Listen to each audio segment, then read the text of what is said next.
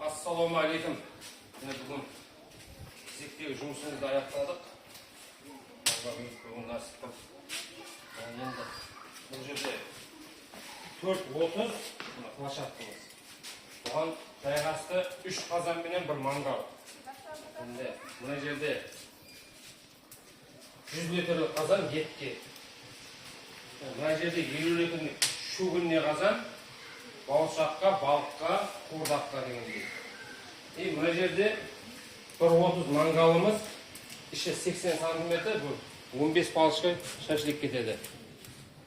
Мына жерде 100 литрлік шөгінне қазан. Бұған енді күрішке бұл, арнайы. Бір шеттерде бір повардың өзі аса беріп күрішін. Мына жерде енді өзіне жараса, бұған обязательно столешница 1 жиырмаға 60. Осы жерге жайғасты, заготовочный стол. Мына жерде транспарант бар, арқайын қолдап жаға береді. Енді қазандарымыз енді тартып тұрды.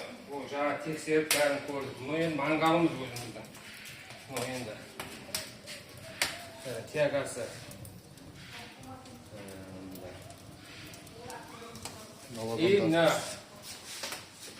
гранит кафельдерден бастап, бетіне партук бәріне.